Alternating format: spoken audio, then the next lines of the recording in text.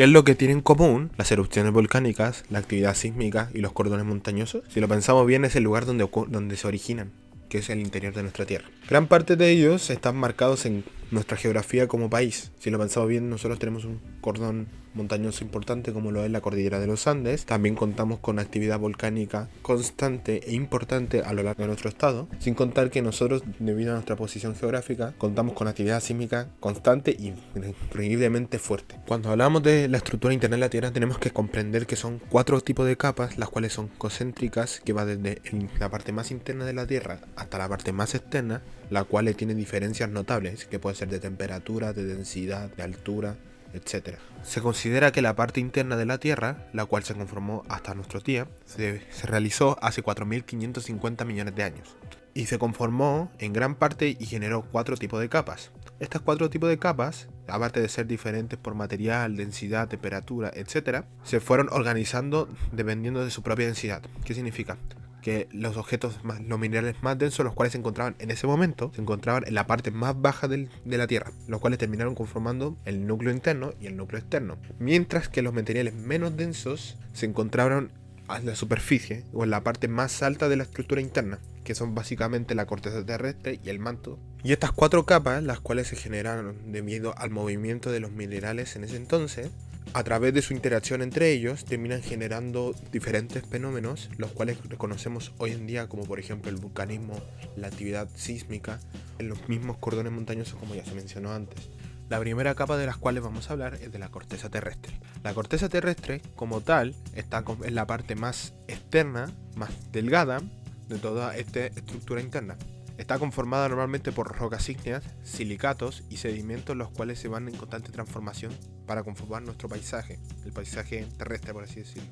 Está dividido en dos tipos de corteza, que es la corteza continental, la cual se encuentra más alejada en lo que respecta a la siguiente capa, la cual le voy a nombrar más adelante, que está normalmente a 40 kilómetros, mientras que está también la corteza oceánica. La corteza oceánica se encuentra todavía más cerca de la segunda capa. Toda esta corteza está en constante cambio, específicamente la corteza oceánica, porque la corteza continental puede durar millones de años. La corteza oceánica está en constante cambio y renovación debido a un proceso de subducción. ¿Qué significa el proceso de subducción? Significa que hay ciertos lugares el magma, el cual se desprende de las diferentes capas internas de la Tierra, debido a su temperatura, asciende y se termina enfriando, lo cual termina generando corteza terrestre, la cual se va expandiendo. Y esa corteza terrestre llega a un punto que son ciertas fosas, las cuales la corteza baja, viene bajando y volviéndose al material a la siguiente capa. Bueno, la siguiente capa a la cual les voy a hablar es la del manto. El manto como tal es la parte más voluminosa y la que más abarca dentro de la estructura interna de la Tierra. Este manto está compuesto por rocas normalmente sólidas, pero que se encuentran en movimiento, lento pero movimiento, el cual está debido a que la temperatura a las cuales se encuentra el manto son normalmente altas. Eso genera que el material termine moviéndose pero lentamente. Este manto está dividido en 3 capas, que podríamos llamarlo manto superior, zona intermedia y también manto inferior. La primera de las cuales voy a hablar es el manto superior. El manto superior se encuentra en la parte más externa después de la corteza terrestre. Junto con la corteza, genera algo llamado litósfera. ¿Qué es la litósfera? La litósfera es donde se encuentran las placas tectónicas. Y las placas tectónicas son las responsables, el por cual ocurren, por ejemplo, diferentes cordones montañosos, movimientos sísmicos, o a lo mejor zonas volcánicas. La segunda parte de las cuales voy a hablar es la zona de transición. La zona de transición se encuentra entre medio del manto superior como del manto inferior. Los materiales los cuales se encuentran en este lugar normalmente se encuentran ya con una temperatura mucho más elevada que en los otros sectores ya mencionados. Por ende, la densidad y por tanto la maleabilidad de estos minerales es mayor. Se están, entre comillas, fundiendo, no completamente, pero ya se empieza a notar esto. ¿Qué significa? ¿Y cuál es el propósito de esto? El propósito de la zona de transición es hacer como barrera natural entre el manto superior y la litósfera y todo lo que engloba ello, como también del manto inferior, el cual ya tiene cierta cantidad de minerales y una mayor temperatura.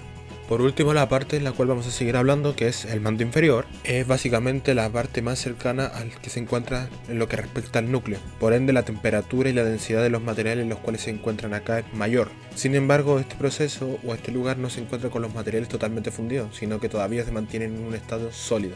Ya habiendo hablado de las 3 subcapas las cuales conforman el manto, se tiene que hablar de su propósito.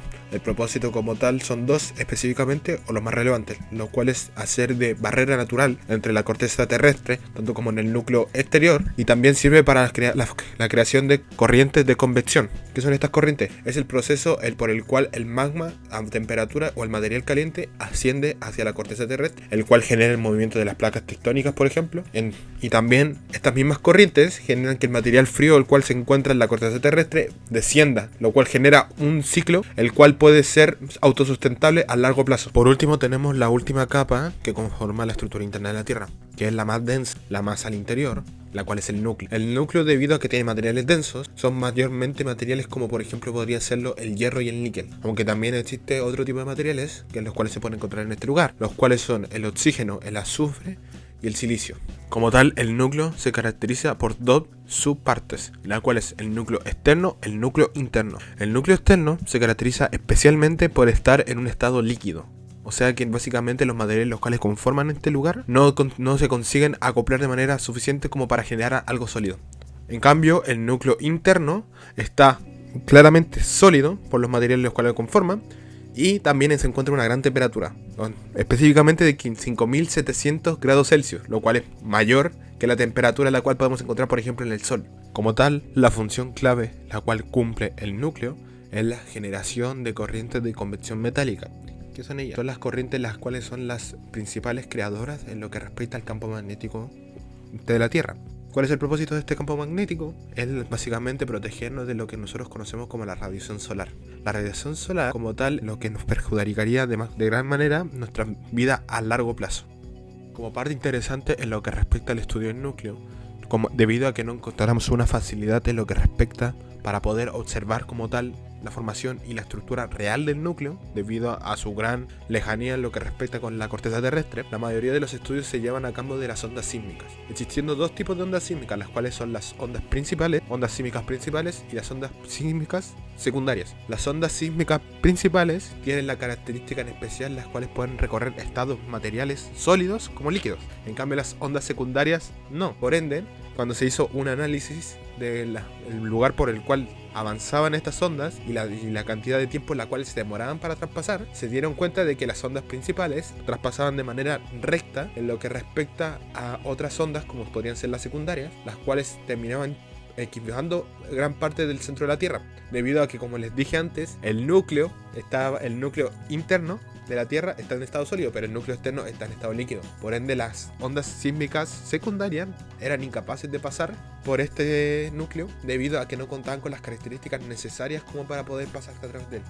Ya habiendo hablado respecto a las diferentes capas las cuales conforman la estructura interna de la Tierra, deberíamos hablar los procesos los cuales ocurren en ella, los cuales son 3: el vulcanismo, la actividad sísmica y también la formación de cordones cordilleranos.